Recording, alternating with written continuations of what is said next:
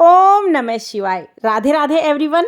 आज की वीडियो में हम जानेंगे कि सावन सोमवार के व्रत कैसे करते हैं और पूजा कैसे करते हैं।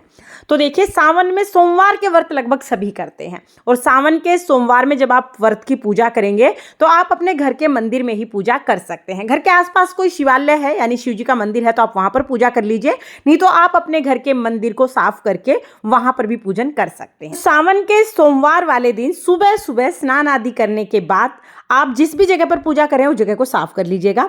फिर हम वहां पर एक पात्र रखेंगे, कोई भी थाली या प्लेट, कोई भी साफ पात्र आप रख सकते हैं। अब इसमें मैंने एक प्लेट रख ली है ताकि जो जल चढ़ाएं वो थोड़ा नीचे रह जाए। तो आप कोई प्लेट रखना चाहे रख सकते हैं, नहीं तो आप सीधा थाली ले सकते हैं। उसके ऊपर हम एक बेलपत्र रख देंगे और बेलपत्र रखने के बाद इसके ऊपर हम शिवलिंग को विराजमान करेंगे। आपके पास शिवलिंग है, आप शिवलिंग को विराजमान कर लीजिएगा। शिवलिंग नहीं है तो पार्थिव शिवलिंग यानी मिट्टी के शिवलिंग बना के आप विराजमान कीजिएगा। और जब भी शिवलिंग को विराजमान करें तो जलहरी हमेशा उत्तर दिशा की तरफ होनी चाहिए, इस बात का ध्यान रखिएगा।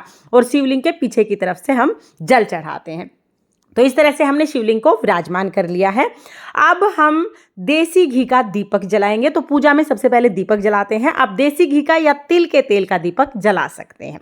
इसके बाद हाथ जोड़कर भगवान शिव शंकर से प्रार्थना करेंगे यानी संकल्प करेंगे, हे भगवान, आज मैं आपके निमित्त ये व्रत और पूजा कर रहा हूँ या कर रही हूँ।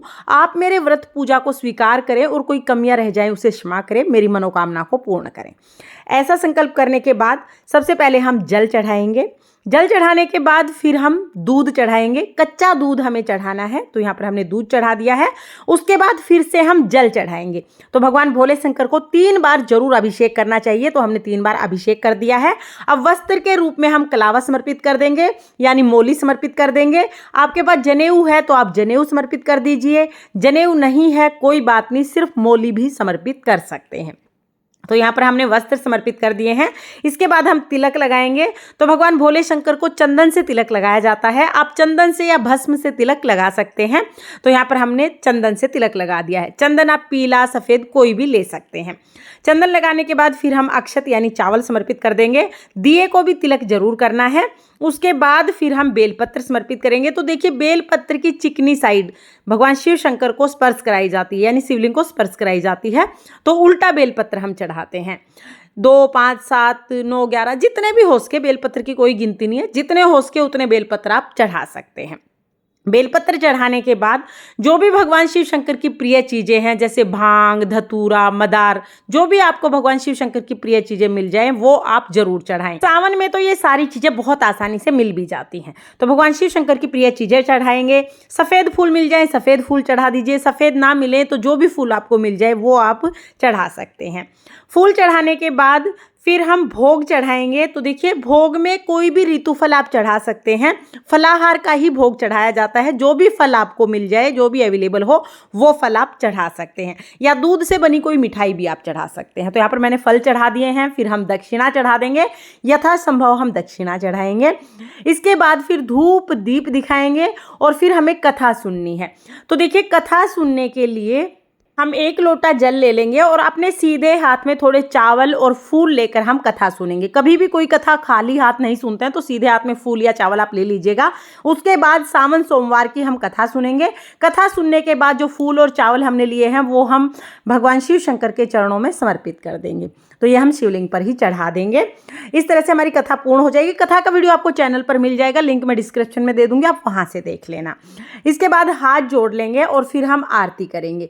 आरती आप पहले गणेश जी की करें, उसके बाद आप शिव शंकर की आरती करें और भगवान शिव शंकर की पूजा करें। तो पूरी पूजा के दौरान अपने मन में ओम नमः शिवाय का जाप आप करते रहें।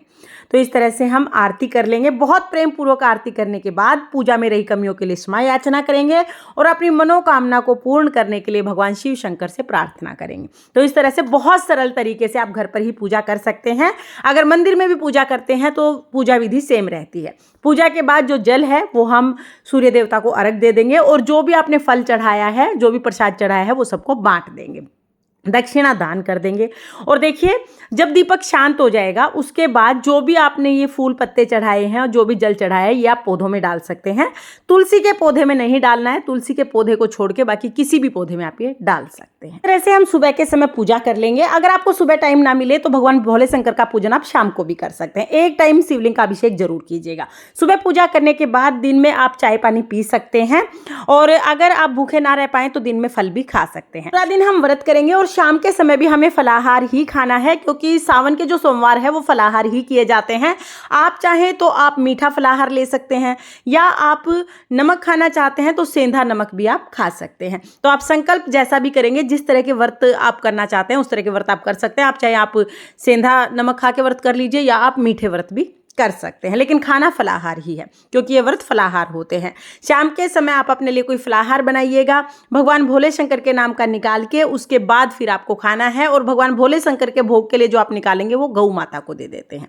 तो फ्रेंड्स इस तरह से बहुत सरल तरीके से सावन के सोमवार का व्रत कर सकते हैं। आपको ये विधि कैसी लगी कमेंट करके जरूर बताना। ओम नमः शिवाय।